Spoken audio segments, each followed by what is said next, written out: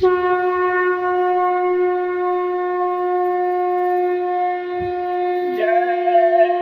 गुरुदेव। जय गुरुदेव।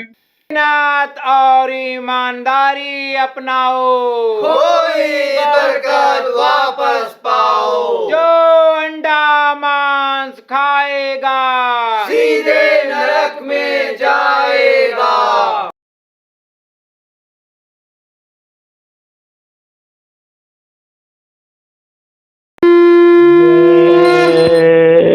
गुरुदेव। भव सिंधु कठिन लहरें अपार, लख बंद हुए आँखें हमार। मुख से निकला सद्गुरु गुहार, मझधार तुम्हारे हाथों में।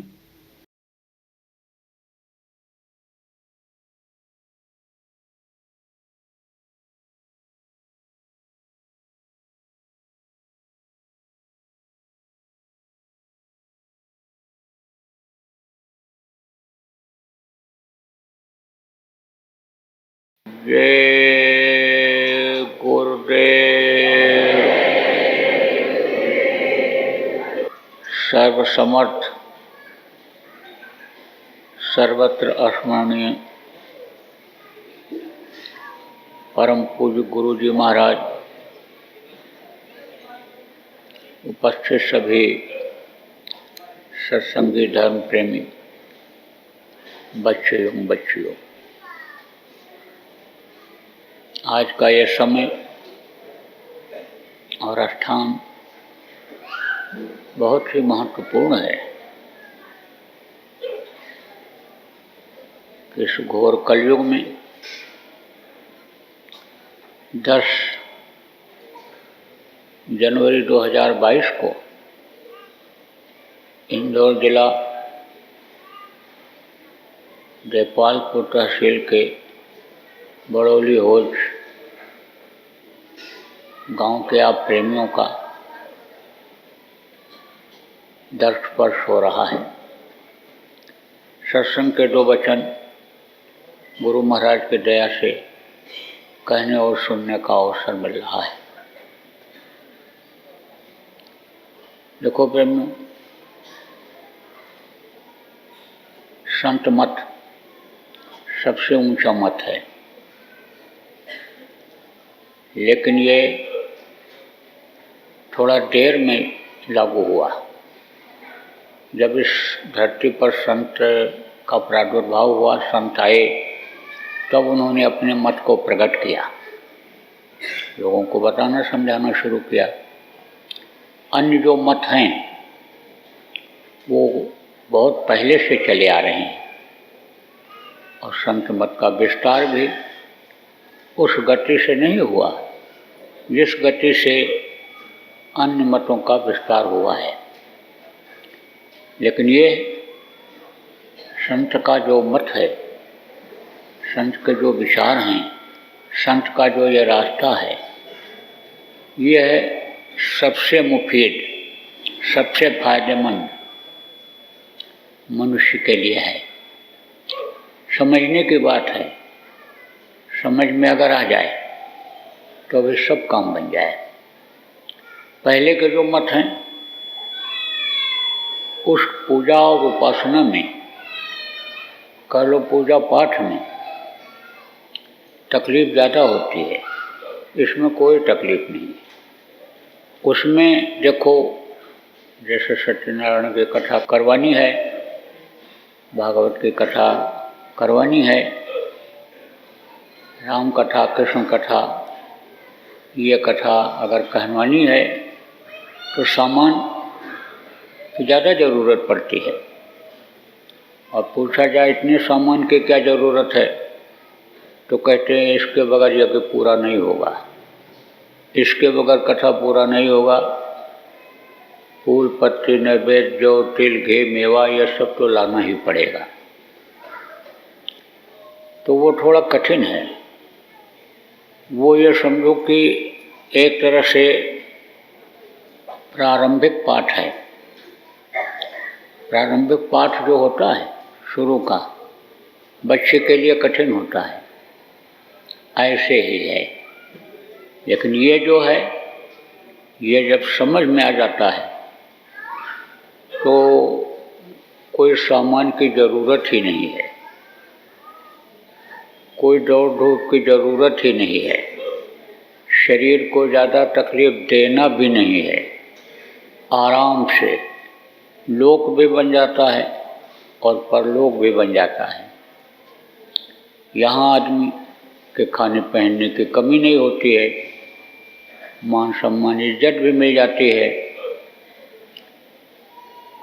आप ये समझो, ऊंची कुर्सी जिसको कहते हैं वो भी मिलती है कोशिश करने पर, प्रारब्ध के अनुसार धन भी मिलता है।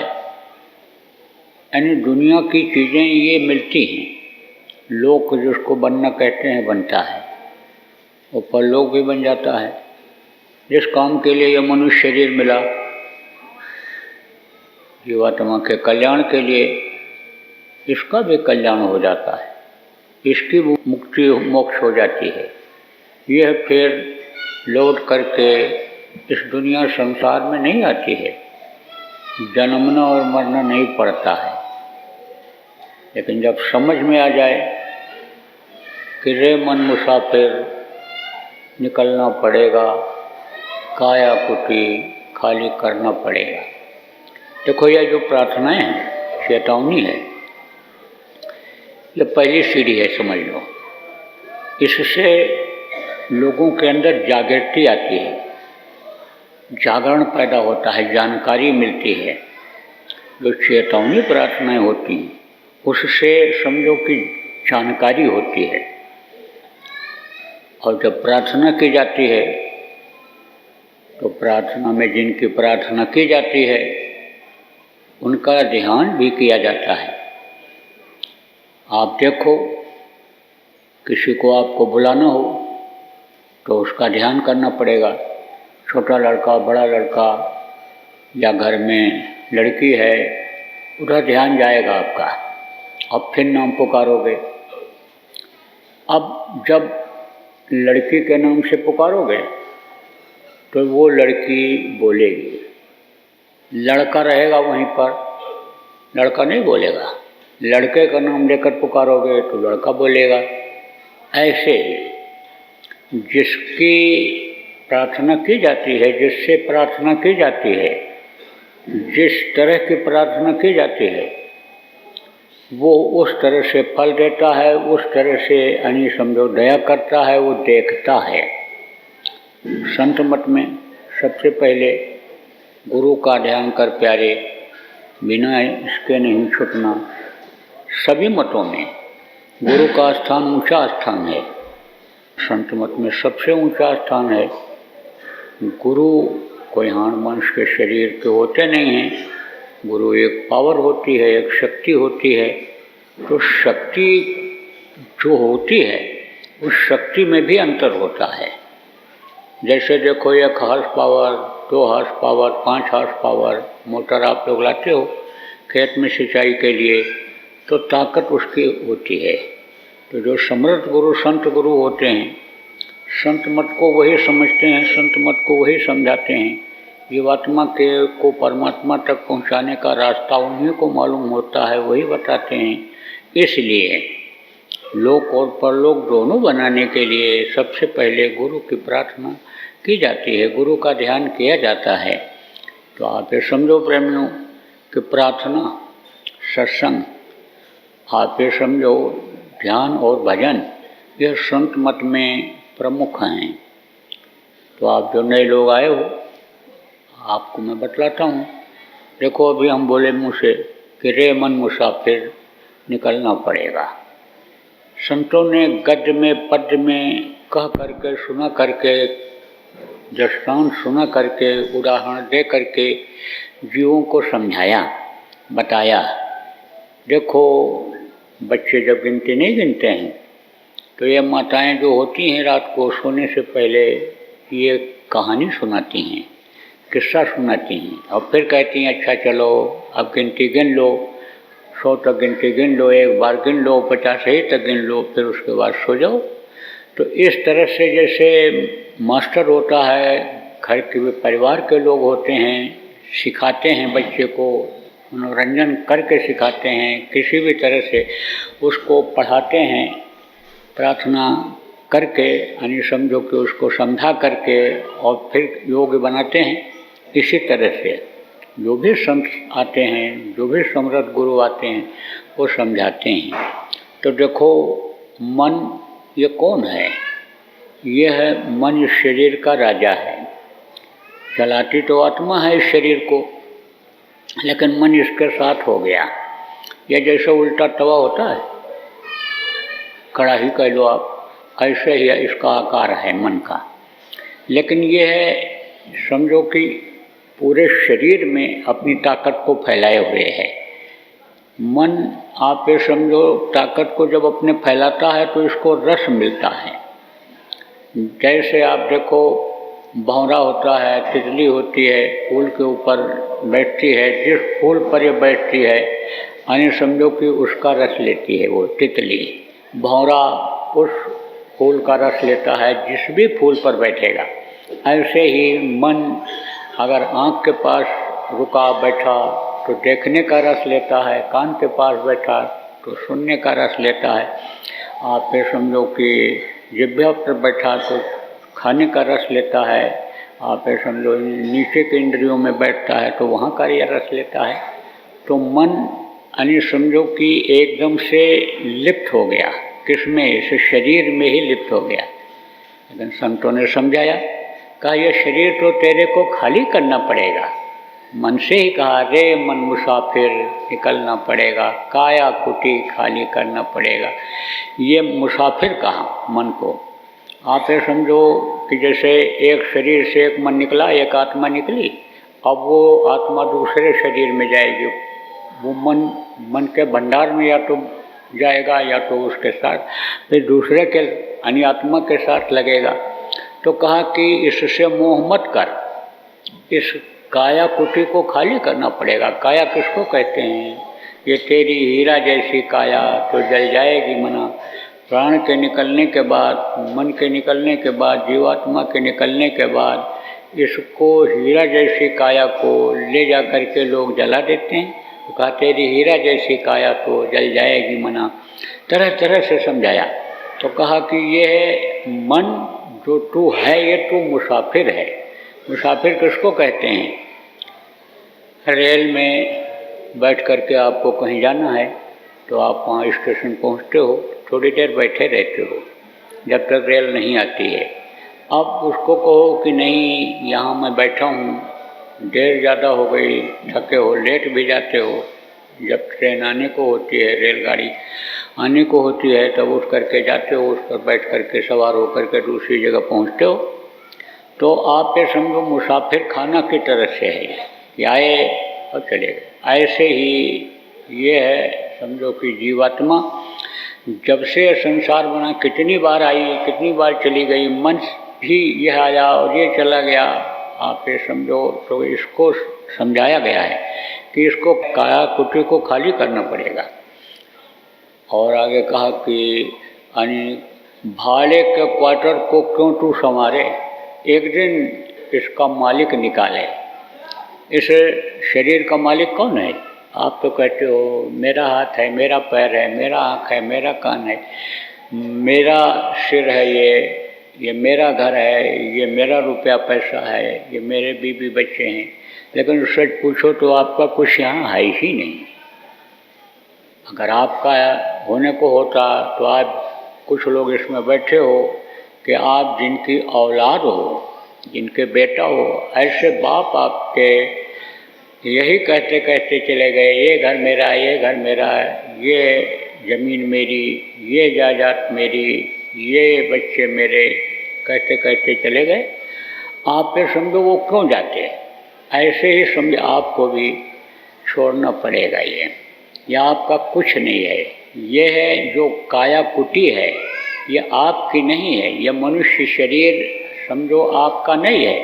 ये तो जैसे भाड़े का घर होता है, क्वार्टर जिसको कहते हो, उसमें कोई जाता है रहता है लेकिन खाली करना पड़ जाता है। ऐसे एक दिन इसको खाली कर देना पड़ेगा, न चाहते हुए भी। देखो, जिस कमरे में, जिस क्वार्टर में, जिस घर में किराए के कोई रहने लगता है, जल्दी खाली करना चाहता है, लेकिन किराए का है तो खाली करना ही पड़ेगा। अपना घर होता तो नहीं खाली करना पड़ता।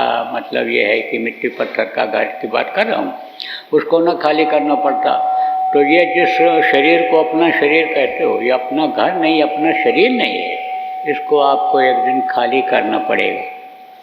अब खाली करके कहाँ जाओगे? कभी सोचा आपने? अरे भाई, कितना दिन इसमें रहोगे? बहुत रहोगे तो कलयुग में 100 वर्ष की उम्र लोगों की बताई गई है, लेकिन इस समय वो भी पूरा नहीं हो पा रहा है। तो बहुत रहोगे तो 100 वर्ष रहोगे, उसके बाद आप कहाँ जाओगे? आपका मतलब कौन? ये जो आत्मा आपकी इस शरीर को चलाती है, यहीं दोनों आँखों के बीच में बैठी हुई है, ये कहाँ जाएगी? इसके बारे में कभी आपने सोचा? आज सोचो। अगर आपने अपने शरीर के लिए ही सब कुछ किया, खाने का इंतजाम, कपड़े का इंतजाम, घर मकान बनाते रहे, मान सम्मान इज्जत इस शरीर को ही दिलाते रहे, और आत्मा के लिए कुछ अगर आपने नहीं किया तो ये आत्मा नरकों में डाली जाएगी, कर्मों की सज़ा मिल जाएगी। अगर तौर तरीका आपने नहीं सीखा और इस शरीर से बुरे कर्म बनते चले गए तो इसकी सज़ा मिल जाएगी। कर्मों की सज़ा से कोई बच नहीं पाया, कर्मों की सज़ा सबको मिली। कितना टालने की कोशिश किया किसने? विद्वानों ने, कि सीता का ब्याह राम से न हो, क्योंकि उनको मालूम था कि राम को जंगल जाना ही जाना पड़ेगा और सीता भी राम के साथ जाएगी ही जाएगी, पतिव्रत धर्म का पालन करेगी। लेकिन टला कहीं नहीं टला, दशरथ का मरण भी नहीं टला, वही कारण बना। तो कहा गया है कि जो होता है कर्मों के अनुसार होता है। उस जन्म के भी कर्म होते हैं, कुछ पीछे के रह जाते हैं, उसकी भी सज़ा मिलती है। आप ये देखो, बच्चा पैदा होता है और बीमार हो जाता है, तो अब उसके कौन से ऐसे कर्म हैं कि जिसकी वजह से बीमार हो गया। कुछ बच्चे ऐसे होते हैं, दवा भी खिलाते जाओ, बढ़िया डॉक्टर को भी दिखाते जाओ, परहेज भी कर ले जाओ बच्चे के लिए, लेकिन तो भी जल्दी तकलीफ नहीं जाती है। तो वो कर्म होते हैं, पिछले जन्म के कर्म होते हैं। तो कर्मों की सज़ा तो सबको मिली ही मिली है, कर्मों की सज़ा से कोई बच नहीं सकता है। अब ना समझ पाओ कि अच्छा क्या है, बुरा क्या है, तो आप बुरे को ही अच्छा मान करके करते रहोगे कि यही अच्छा है। तो समझो, जब नहीं समझ पाओगे तो भी सज़ा मिलेगी। इसीलिए सत्संगों का यानी समझो कि नियम बनाया गया कि सत्संग सुनते रहो, जानकारी होती रहे कि अच्छा क्या है और बुरा क्या है। क्योंकि जान करके कोई अगर जहर खा ले तो भी जहर तो मारेगा, और अनजान में खा ले तो भी वो जान ले लेगा। तो सज़ा तो मिलनी ही मिलनी होती है। तो यह आत्मा सज़ा पा जाएगी अगर आप चूक जाओगे। तो कैसे चूक जाओगे? भूल जाओगे। किस चीज़ को? जिस चीज़ को ज़्यादातर लोग भूल जाते हैं, मौत को। मौत को भूले हुए, और मौत का कोई पता है कब आ जाए और किस बहाने आ जाए? कुछ पता नहीं है। आप ये समझो, मौत सत्य है और यह दुनिया असत्य है। दुनिया की ये चीज़ें ये क्या हैं? ये नकली हैं। और मौत सत्य है, जो सत्य होता है सत्य होते होता है। आप ये समझो, वो हमेशा रहता है, सच्चाई कभी ख़त्म नहीं होती है। और प्रभु सत्य है, प्रभु भी रहता ही है, प्रभु भी कभी नहीं, वो शक्ति नहीं खत्म होती। विभिन्न रूपों में वो शक्तियाँ जो आती हैं वो तो चली जाती हैं, शरीर वाली शक्तियाँ, लेकिन वो जो ताकत है उनकी प्रभु की, वो कभी भी नहीं खत्म होती, वो हमेशा रहती है। तो देखो, मौत को हमेशा याद रखो, और ये याद रखो कि यह मनुष्य शरीर खाने पीने मौज मस्ती के लिए नहीं मिला, ये भगवान के भजन के लिए मिला है। भगवान की प्राप्ति के लिए मिला है। भगवान की जिसकी ये अंश है, ईश्वर अंश जीव अविनाशी, ये जीवात्मा, उसके पास तक पहुंचाने के लिए ये मनुष्य शरीर मिला है। इस चीज़ का हमेशा ध्यान रखो। तो अब जब जो चीज़ जिसको याद रहती है वो उसके लिए कोशिश करता है। जैसे ये याद है कि दुकान खोलनी है, तो दुकान कैसे खोलेंगे, कहाँ से सामान लाएंगे, कैसे चलाएंगे। घर बनाना है तो घर का सामान मटेरियल कहाँ से लाएंगे, सरिया कहाँ से लाएंगे, सीमेंट कहाँ से लाएंगे, किससे बनवाएंगे, क्या करेंगे, यानी उसकी उसको फिक्र रहती है। और फिक्र जब रहती है, कोशिश करता है, तब घर बन जाता है, दुकान चल जाती है। दुनिया का जैसे काम यानी फिक्र से होता है, खेत की सिंचाई करनी है, कटाई करनी है, तब यानी वो काम होता है। ऐसे आप इसकी फिक्र करो।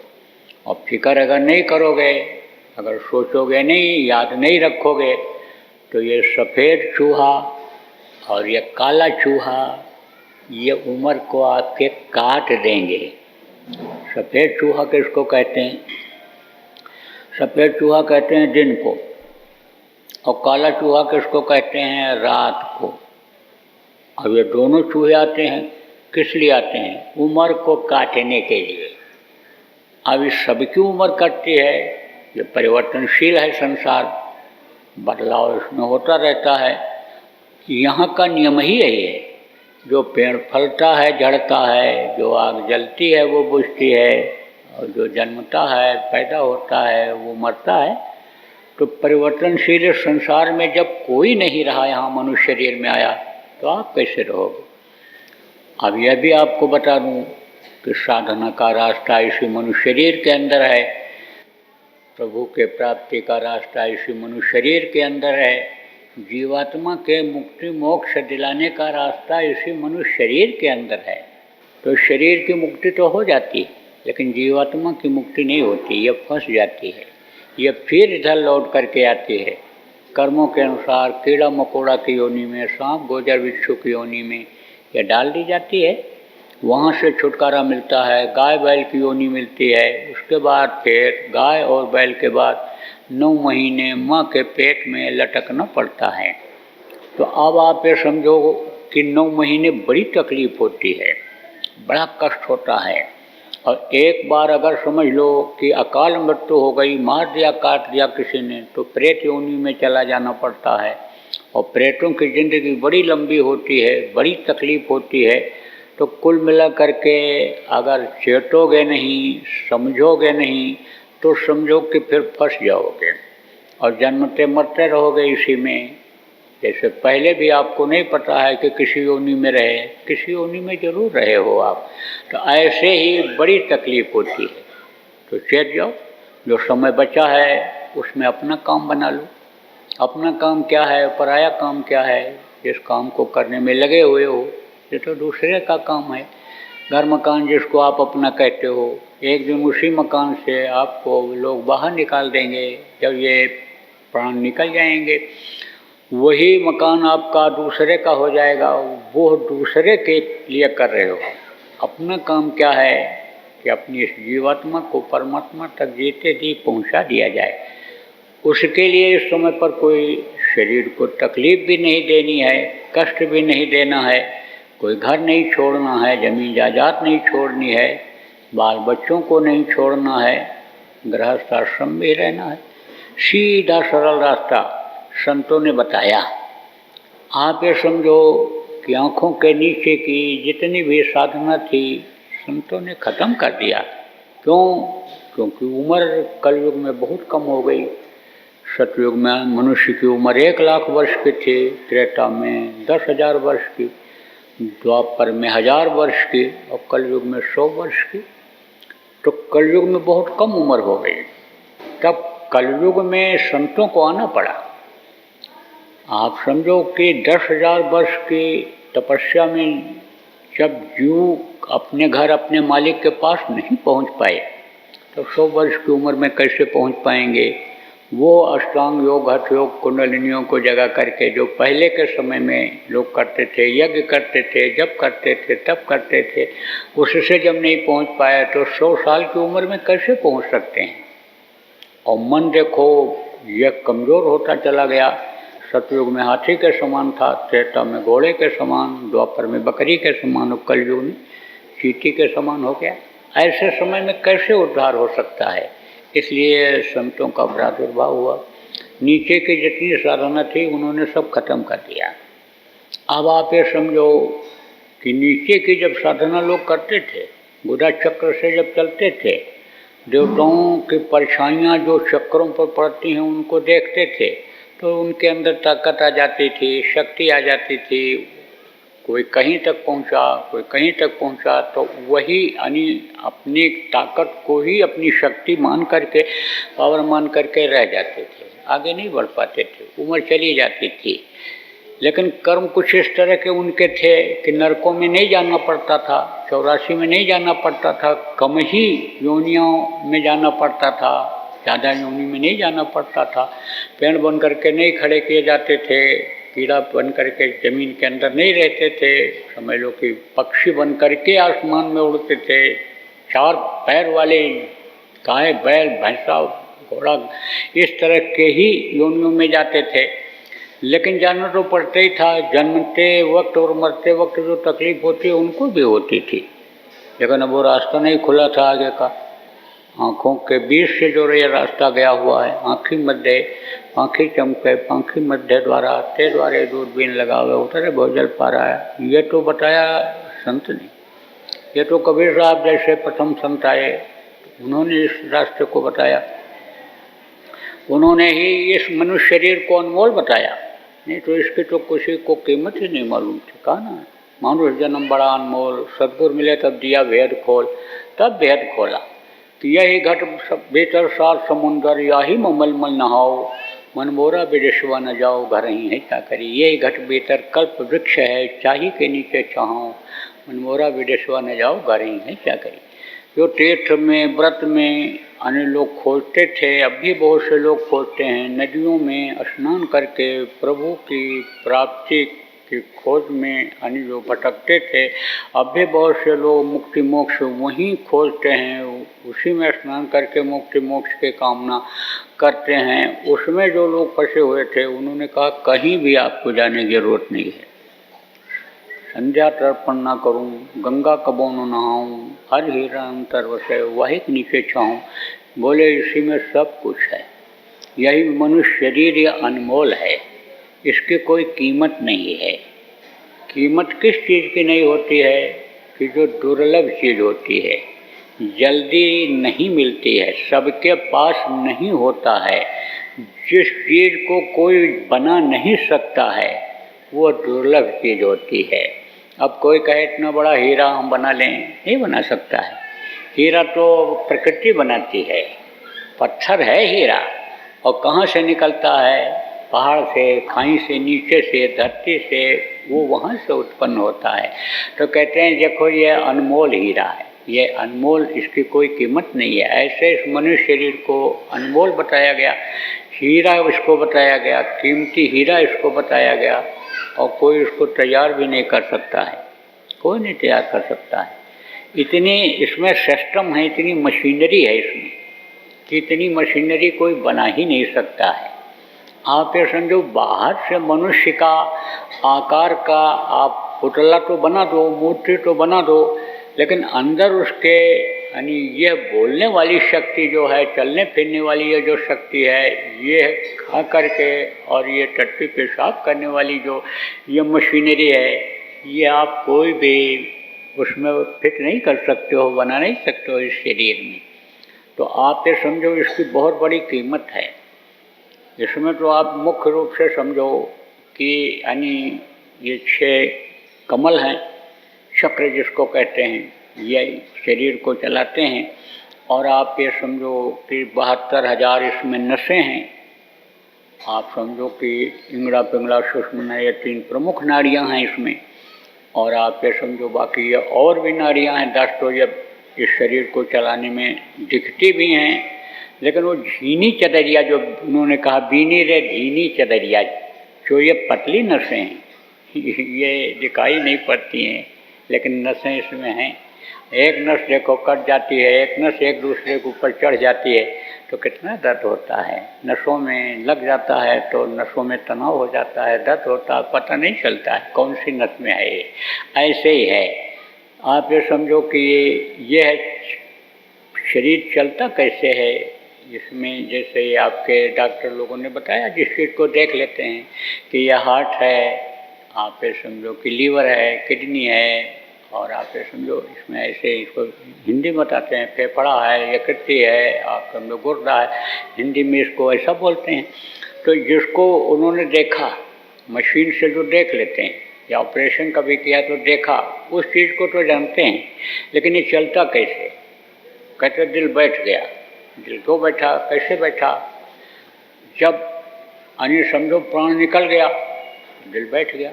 प्राण क्या है, इसको न देखा जा सकता है, न सूंघा जा सकता है, अनुभव किया जा सकता है। अनुभव कैसे होता है? जब तक इसको हवा मिलती रहती है, हवा मिलती रहती है और शरीर चलता रहता है, ये दिल चलता रहता है, तब तक रहता है कि हाँ भाई प्राण है इस शरीर में, सुना है। आप इन आवाज़ी आँखों से देख नहीं सकते हो, इसीलिए बड़े बड़े डॉक्टर देखो फेल हो जाते हैं। कौन सी चीज़ निकल गई? प्राण निकलते हैं, आत्मा निकलती है, दोनों को ये दुनिया की मशीनों से देख नहीं सकते हैं, देखा नहीं जा सकता है। अब इसमें भी कई तरह की, जैसे नसों को मैंने बताया, जैसे चक्रों को मैंने बताया, आप ये समझो उसी तरह से ये प्राण भी कई तरह के हैं, इनका अलग अलग काम है। आप ये समझो जैसे प्राण है तो प्राण क्या काम करता है? शरीर को ये है यानी ताकत देता है। समझो कि हवा को ले करके ये प्राण, और खून में जो गंदगी रहती है उसको ये साफ करता है, और फिर वो जो सफाई करने के बाद वो जो गर्मी उसमें से निकलती है तो उसको बाहर निकालता है। हवा कहाँ से लेता है? नाक से लेता है। ऐसे देखो आप, ऐसे तो एक नाक से तेज चलेगी, हवा बाहर निकलेगी, और दूसरे नाक से यानी जो है वो सांस ली जाती है, तो उससे गर्म हवा ज़्यादा नहीं निकलती। थोड़ी देर के लिए जब सांस बदलता है, कभी दाहिना चलता है, कभी बाएं चलता है, तेज बाहर निकलती है हवा, तो वो जो अपान वायु कहते हैं उसको अपान प्राण होता है। अपान प्राण का काम क्या होता है? वो जो गंदगी है, प्राण उसको साफ करता है खून को, तो आप ये समझो कि वो बाहर निकलती है, तो ऊपर की तरफ से निकलती है। और अपान का काम होता है जैसे बाहर निकाला, तो जब यहाँ शक्ति वो रहती है इसके साथ तो बाहर निकलती है। और है कहाँ इस शरीर को चलाने के लिए? गुदापात। गुदा किसको कहते हैं? जहाँ से आप मल त्याग करते हो, तो वहाँ से समझो कि वो नीचे की तरफ यानी जाती है, बहती है वो एक तरह से, वो जो हवा है, प्राण हवा ही है समझ लो, तो वो नीचे की तरफ से वो निकलती है। जय गुरुदेव। बाबा उमाकांत जी महाराज अपने ही प्रेमियों के सहयोग से संस्था द्वारा जनहित का कार्य करते हैं। किसी भी व्यक्ति, संस्था व सरकार से कोई भी चंदा, चुटकी व अनुदान नहीं लेते और किसी भी तरह का व्यापार भी नहीं करते। इसलिए आप श्रोताओं को बताया जा रहा है कि बाबा जी के नाम पर किसी भी प्रकार का धन मांगने वाले व व्यापार में प्रचार करने वाले लोगों से होशियार रहिएगा। आपसे यही कहना है कि सत्संग सुनो, समझो और अच्छा लगे तो मानो। आने वाली बीमारी तकलीफों से बचने के लिए कुदरत व सरकारी नियम का पालन करो। आपके सुझाव के लिए व्हाट्सएप नंबर 9575600700। जय गुरुदेव, जय गुरुदेव। जय गुरुदेव, जय गुरुदेव, जय गुरुदेव, जय जय गुरुदेव।